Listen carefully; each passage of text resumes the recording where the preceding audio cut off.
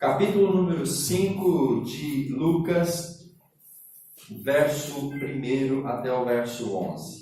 Certa vez, às margens do lago de Genezaré, quando a multidão se comprimia junto a Jesus para ouvir a palavra de Deus, ele viu 2 barcos juntos à praia do lago. Os pescadores haviam desembarcado e estavam lavando as redes. Então, entrando ele num dos barcos, que era o de Simão, pediu-lhe que o afastasse um pouco da terra e, sentando-se do barco, ensinava às multidões. Quando acabou de falar, disse a Simão: vai mais para dentro do lago, lança as vossas redes para a pesca. Simão disse: mestre, trabalhamos a noite toda e nada nós pescamos, mas por causa da tua palavra eu lançarei as redes. Feito isso, apanharam uma grande quantidade de peixes, tantos que as redes começaram a se romper. Acenaram então aos companheiros que estavam no barco ao lado para vir ajudá-los. Eles foram e encheram ambos os barcos, tanto que quase iam a pique. Ao ver isso, Simão Pedro prostrou-se aos pés de Jesus, dizendo: afasta-te de mim, Senhor, porque eu sou um homem pecador. Pois com a pesca que haviam feito, a admiração tomara conta dele e dos seus companheiros, bem como de Tiago e João, filhos de Zebedeu, que eram sócios de Simão. Jesus disse a Simão: não temas, de agora em diante serás pescador de homens. E depois de levar os barcos para a terra, eles deixaram tudo e o seguiram. Amém, queridos? Qual é o meu e o seu lugar na missão de Deus? Esse texto traz para nós aqui algumas verdades bem importantes. Eu quero começar com essas verdades. A primeira verdade desse texto, lá no versículo 1, há pessoas que estão buscando a Deus. Amém? Existe, meus irmãos, hoje pessoas que sentem necessidade de Deus nas suas vidas. Ainda hoje, Deus coloca no coração do ser humano essa necessidade. E nós temos pessoas que buscam ao Senhor. O texto fala que havia uma multidão apertando Jesus, comprimindo Jesus, querendo ouvir, querendo uma resposta, querendo um ensinamento, querendo uma instrução. Apesar de que o mundo está ficando cada vez mais cético, o mundo está ficando cada vez mais incrédulo, apesar de que hoje as pessoas não se importam muito com Deus, jovens, adolescentes, adultos, idosos, mas no meio de toda essa incredulidade, nós encontramos uma multidão, e você está no meio dessa multidão, porque você está aqui hoje à noite, e eu creio que você veio aqui com o propósito de conhecer um pouco mais sobre Jesus. Você veio aqui com o propósito de se aproximar mais de Deus. E graças a Deus pela sua vida. Graças a Deus porque você é essa pessoa que está buscando a Jesus. E eu posso dizer para você, quem busca, encontra. É isso que a Bíblia diz. Quem procura, acha. Aquele que bate, a porta se abre. Amém, querido? Então, graças a Deus pela sua vida, porque você faz parte dessa multidão que está procurando a Jesus. E você veio no lugar certo. Você veio na igreja, você está ouvindo a Bíblia, você está ouvindo a palavra de Deus, e é esta palavra, é este livro sagrado que vai apresentar a você quem é Jesus Cristo e tudo aquilo que Ele pode fazer na sua vida. A segunda verdade que o texto me apresenta está no verso número 3. O texto fala que Jesus, Ele usa aquilo que nós temos. Jesus pede para Simão: Simão, vai um pouquinho mais dentro do lago. Jesus entra no barco, porque ele queria ensinar aquela multidão, e a multidão estava comprimindo Jesus. Então ele entra no barco e vai um pouquinho para dentro do lago, para de lá então ele falar àquela multidão. E o texto diz que Jesus, ele ensina aquele povo. Ele senta no barco e ele começa então a ensinar aquela multidão. Jesus ensina as multidões que buscam a partir daquilo que nós temos. O que Simão tinha, meu irmão, para oferecer para Jesus naquele momento? Apenas o barco dele. E Jesus então usou aquilo que estava disponível, aquilo que era de Simão. E é por isso que eu e você temos que nos perguntar: o que eu tenho? O que eu tenho que eu possa oferecer a Jesus, para que Jesus use isso que eu tenho para poder abençoar as pessoas que estão à sua procura. O que você pode colocar nas mãos do Senhor? O que você pode colocar à disposição do Senhor? O que você pode oferecer ao Senhor para que Ele então use aquilo que você tem, aquilo que nós temos? Porque Ele vai justamente precisar e Ele vai dispor aquilo que você tem. Querido, Ele não vai pedir a você algo que você não tenha. Ele vai pedir, Ele vai solicitar, Ele vai querer usar o que você tem. E talvez você pense assim, pastor, mas o que eu tenho é nada, é muito pouco, então é irrisório. A minha casa é uma casa muito simples. A minha casa é uma casa pequena, mas você pode oferecer esta casa simples, pequena, para que ali as pessoas encontrem e conheçam a Jesus. Você pode ter muitas outras coisas que você vai colocar à disposição dele, seus talentos, as suas habilidades, os seus dons, para que através disso Jesus abençoe a multidão. Jesus usa o barco de Pedro para daquele barco abençoar aquelas pessoas. Quero que você pense o que você tem e como você pode colocar isso nas mãos de Jesus. E Ele vai usar isso para abençoar essas pessoas que estão buscando a Ele. Verso 5 e verso número 6. Jesus está cuidando de nós. Pedro pescou a noite inteira, diz o texto. Ele era um pescador excelente, profissional, vivia da pesca, mas naquela noite não deu peixe. O lago estava ruim para peixe. Ele passou a noite inteira pescando, não pescou nada. E depois que Jesus ensinou a multidão, Jesus então fala para Pedro: Pedro, vai um pouquinho mais longe, mais para o fundo do barco. Pedro, lança as suas redes. Meus amados irmãos, Pedro era profissional. Passou a noite inteira pescando. E agora vem esse rabino, esse carpinteiro, e manda ele para mais fundo, e manda jogar as redes. Pedro pensava consigo mesmo: Jesus, isso não vai dar certo. Eu conheço esse lago, eu pesco aqui a minha vida inteira. Hoje não é um dia bom para a pescaria. Mas, meus irmãos, quando você oferece o que você tem a Jesus, e quando você precisa do cuidado de Jesus, Ele não vai deixar você na mão.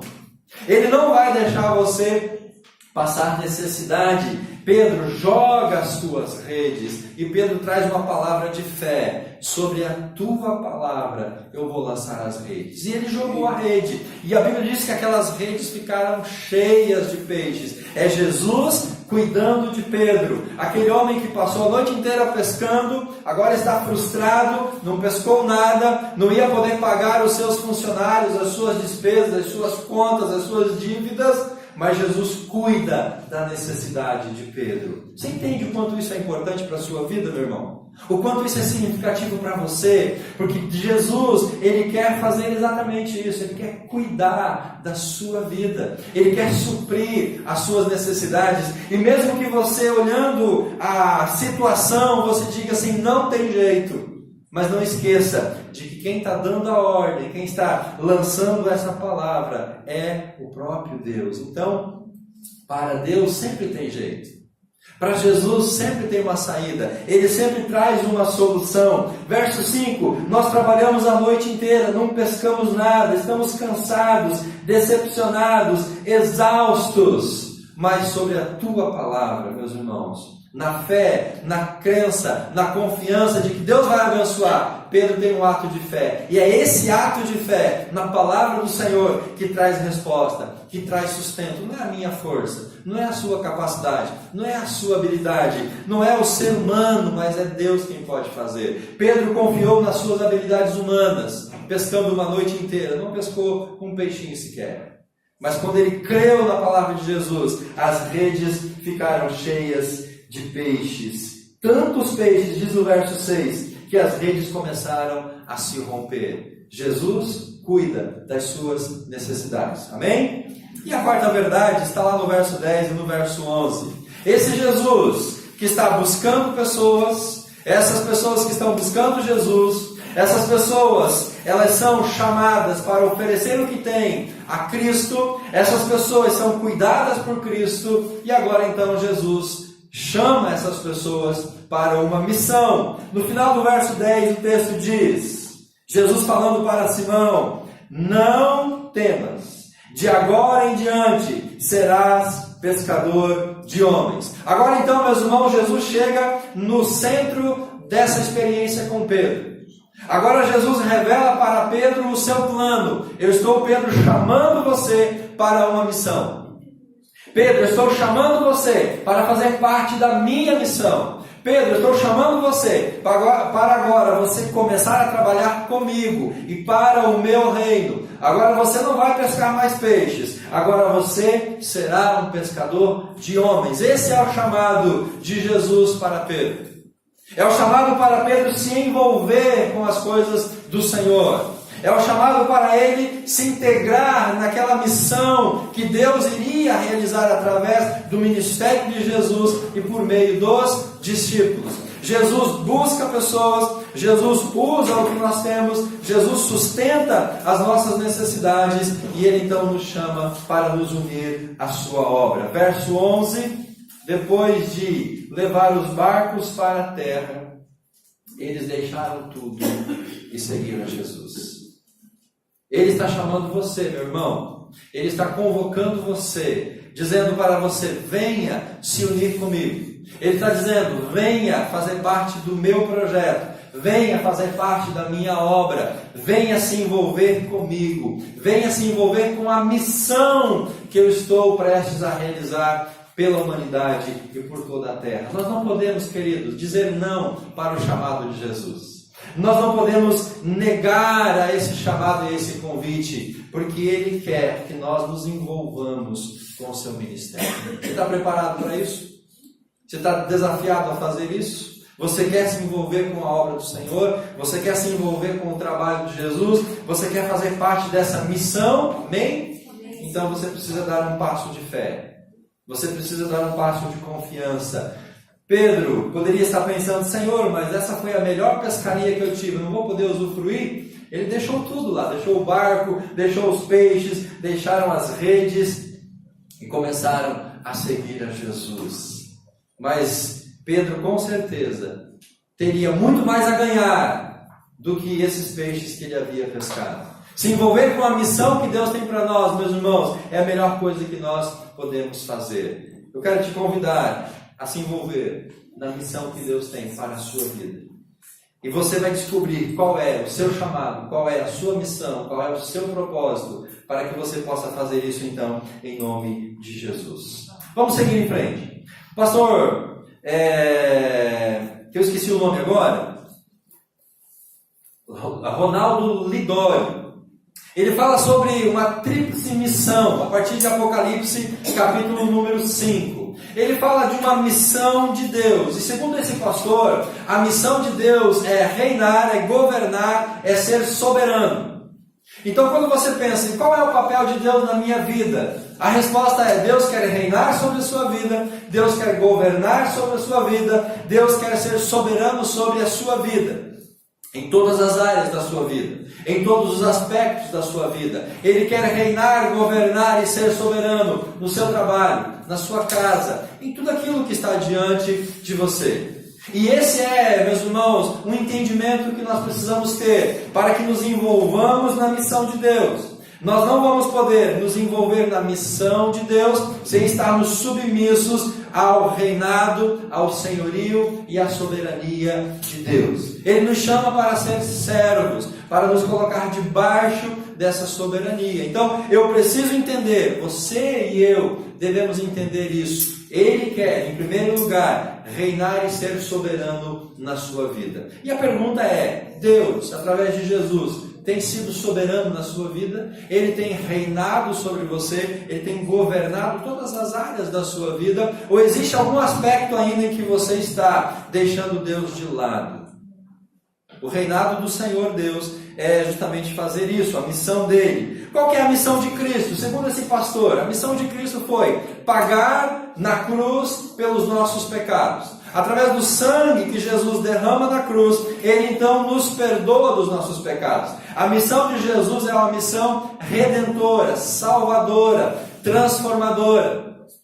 Se Deus é aquele que reina, que governa, que é soberano, Jesus é aquele que morreu, pagou com o seu sangue pelos meus e os seus pecados. E hoje você está livre de qualquer condenação.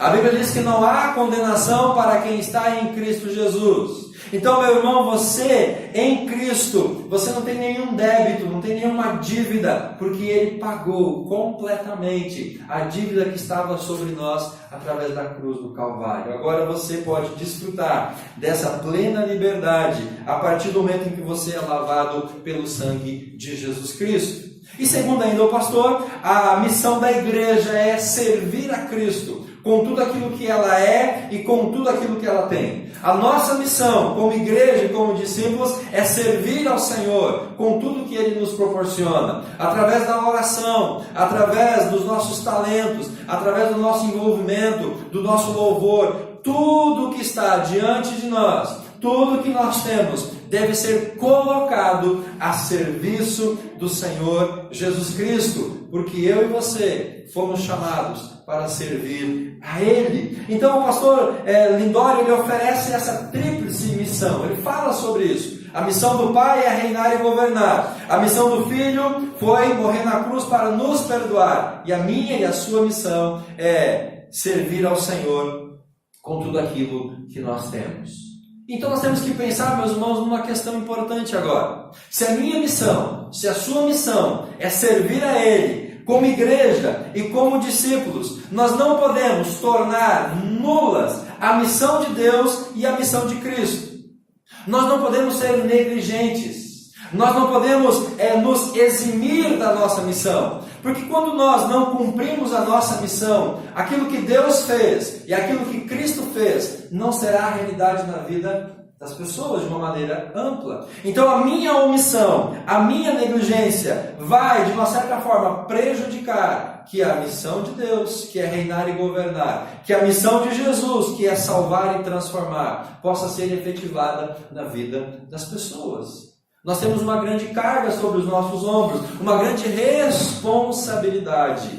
Nós precisamos cumprir a nossa missão para que Cristo salve as pessoas que estão no pecado e para que através dessa salvação Deus reine na vida dessas pessoas. Então, se Deus não está reinando na vida de todas as pessoas e se essas pessoas não foram ainda alcançadas por Jesus, há uma grande probabilidade, meus amados, de que nós estejamos falhando na nossa missão.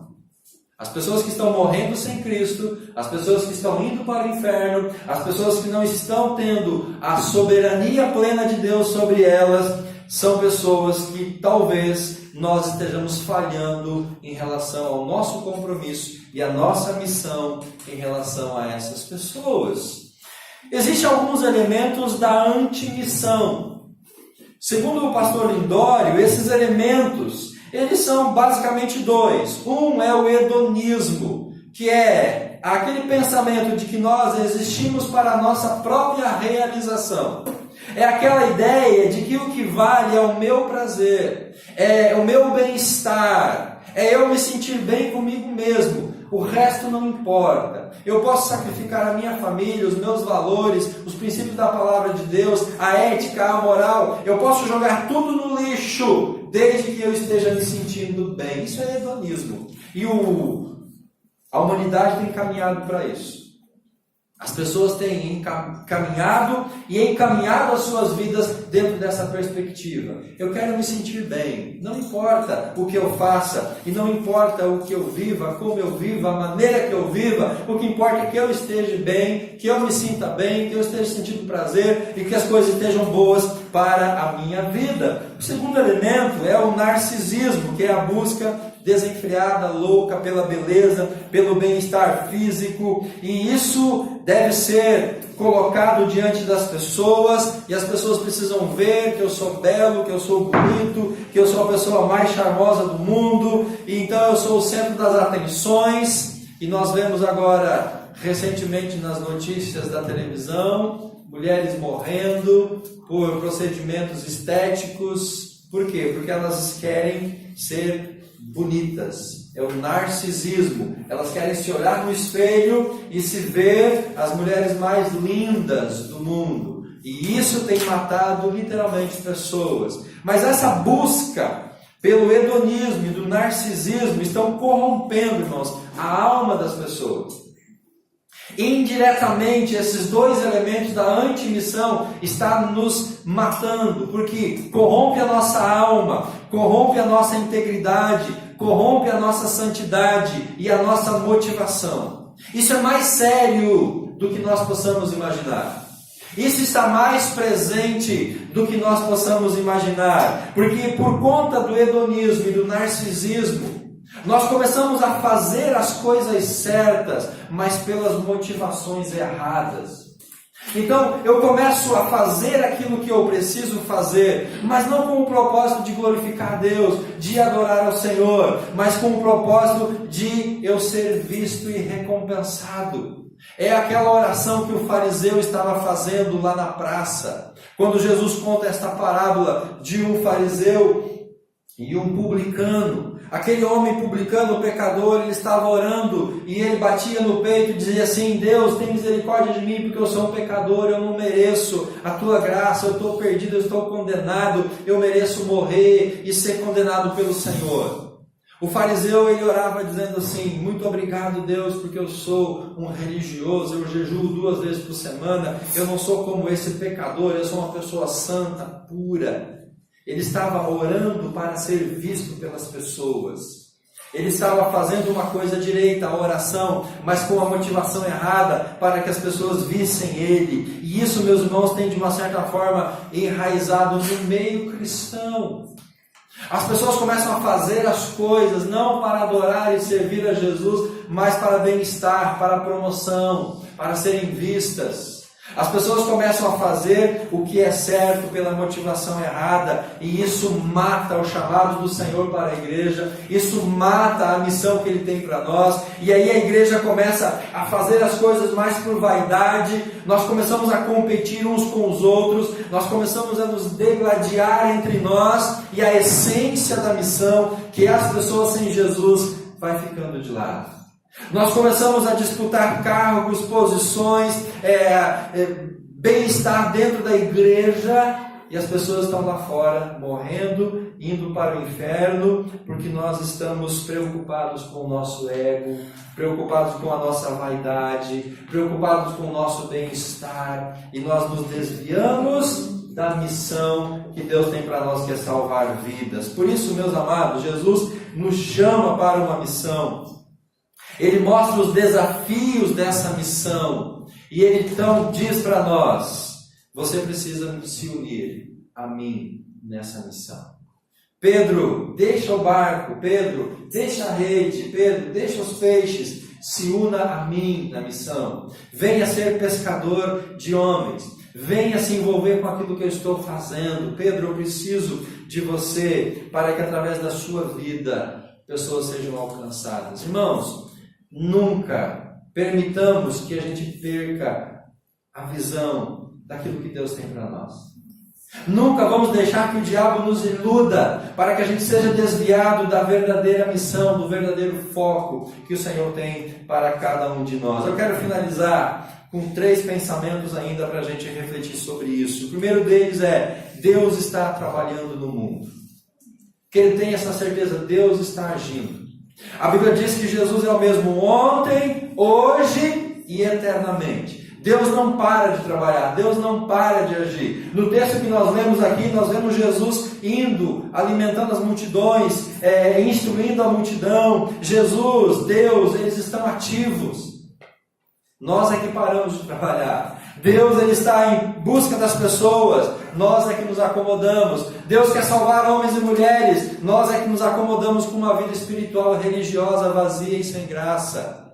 Deus está trabalhando e nós precisamos nos unir àquilo que Deus está fazendo. Na experiência de Jesus com Pedro, nós vemos aqui Deus valorizando as pessoas. E meu irmão, ele valoriza todas as pessoas. Quem era Pedro? Um pescador.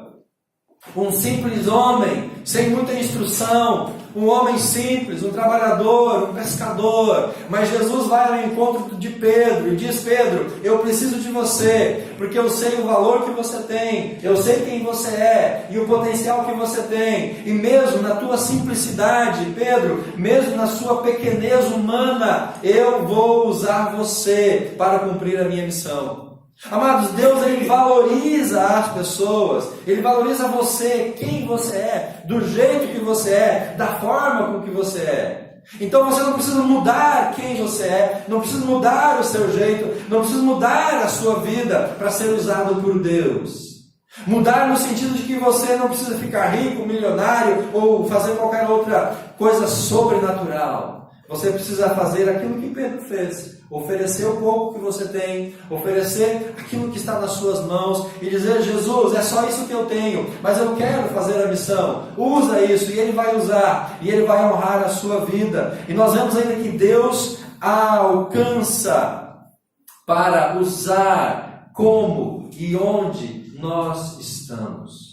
Ele quer usar você lá, querido, no bairro onde você está, no condomínio onde você está, na rua onde você está. Ele quer usar você lá no trabalho onde você está, na escola onde você está, na vizinhança onde você está. Ele vai buscar Pedro lá onde Pedro estava. E de lá então, Jesus tira Pedro e diz: Pedro, agora você vai usar a sua experiência que você tinha para pescar peixes, mas você vai usar essa experiência para pescar homens.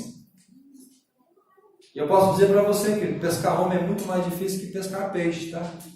Então Pedro, ele larga aquilo que ele tinha lá, mas ele se coloca à disposição do Senhor. De lá, da onde ele estava, ele aceita o chamado. Ele não diz assim: Jesus, então espera 6 meses, deixa eu fazer um curso, deixa eu me preparar, deixa eu estudar melhor as coisas espirituais, para depois então eu me envolver com a sua obra e com o seu chamado. Não, Pedro vai ao encontro de Jesus. Pedro se deixa ser instruído por Jesus e ele se torna uma bênção nas mãos do Senhor. Deus está trabalhando, Deus está nos buscando. Jesus veio encontrar, Jesus veio chamar eu e você. Querido, Jesus veio ao seu encontro, porque Ele precisa de mim, Ele precisa de você. E por que Ele precisa? Porque Ele valoriza quem você é, Ele valoriza aquilo que você tem, aquilo que você é. E Ele está dizendo: junte-se a mim na missão que eu estou desenvolvendo no mundo. Irmão, não fica fora do que Deus está fazendo. Que ele não perca a oportunidade de participar do mover que Deus está fazendo. Inclua a sua vida nesse projeto. Faça parte disso. Pedro aproveitou essa oportunidade. Ele se envolveu com aquilo que Cristo tinha para a vida dele. E ele se torna uma pessoa abençoada. 2. Deus convida você para a missão. Nós fazemos parte de uma história maior do que aquilo que nós somos. Meus irmãos, nós fazemos parte de algo maior do que simplesmente a minha vida, a minha história, a minha jornada. Nós fazemos parte de algo muito mais grandioso. Nós fazemos parte do plano de Deus. Nós fazemos parte do plano do Senhor para resgatar a humanidade. A sua história não é apenas a sua vida, do dia que você nasceu, a vida que você está levando, até o dia que você vai morrer. Você faz parte de um todo maior. A sua vida, ela vai ecoar por toda a eternidade nas pessoas que você alcançar pela graça de Jesus. Então nós fazemos parte de algo muito maior, e é por isso que nós temos que fazer parte dessa missão que o Senhor tem para as nossas vidas. Como essa perspectiva afeta você? Como que essa ideia de que você faz parte de algo muito maior impacta a sua vida diante do chamado? Jesus, Ele nos ama, mesmo quando nós desobedecemos a Ele. Jesus, Ele insiste em nós, mesmo quando nós não somos fiéis, e Ele quer que você cumpra o chamado que Ele tem. Irmão, e o chamado que Ele tem para você é só para você. É um chamado individual para a sua vida. E você exercendo o teu chamado, exercendo a tua missão, você cumprindo aquilo que Ele tem para você, se juntando com todas as outras pessoas, com a igreja, aí nós temos então um chamado quanto igreja. Essa missão ela é individual para mim como cristão, e aí nós juntos podemos entender e cooperar com a missão que o Senhor tem para a igreja de Jesus Cristo. Ele está convidando você para fazer isso. Ele está chamando você, desafiando você, como desafiou Pedro. Pedro, a partir de hoje, muda a sua vida, muda a sua história, venha trabalhar, venha ser pescador de homens. E último, meus irmãos, Jesus, Ele é o exemplo. Mas como que eu vou fazer a missão? Qual que é o padrão? Qual que é o princípio? De onde eu vou tirar a inspiração para cumprir a minha missão? Meu irmão, essa inspiração é Jesus. Essa inspiração é Jesus, porque Ele foi enviado por Deus para restaurar a humanidade. Ele foi enviado por Deus para salvar a humanidade. Ele veio, Ele nasceu nesse mundo, Ele viveu, Ele enfrentou todas as dores, Ele morreu, Ele ressuscitou. Então, Ele deixou para nós um exemplo, um padrão. Ele deixou para nós um exemplo, um padrão de como fazer, como cumprir a nossa missão, com entrega, com negação, com sacrifício, com dedicação. E é olhando para Jesus, imitando a Jesus, que eu vou poder então ser capacitado para realizar aquilo que Ele tem para a minha vida. Nós somos enviados a pregar as boas novas de salvação às pessoas que estão perdidas sem Cristo. Querido, Deus tem uma missão. Deus tem um grande projeto. E Ele está convidando eu e você nessa noite para fazermos parte desse grande projeto. Qual é esse grande projeto de Deus? Alcançar as pessoas que estão sem Cristo. E nós podemos sair daqui nessa noite dizendo assim: eu vou fazer parte desse projeto, dessa missão de Deus. O meu lugar nessa missão que Deus tem, eu entendi. E eu vou assumir esse posto. Eu vou me colocar à disposição. Eu vou dizer como Isaías: eis-me aqui, envia-me a mim. Eu vou dizer: Deus, a partir de hoje eu vou ser uma pessoa diferente. Eu vou deixar de apenas ser um assistente religioso, mas agora eu vou ser um discípulo ativo. Deus, a partir de hoje eu vou colocar os meus dons nas suas mãos, os meus talentos, as minhas habilidades. Deus, a partir de hoje eu vou dedicar tudo que eu tenho, tudo que eu sou ao Senhor. E o Senhor, Ele vai honrar essa sua entrega. Amém?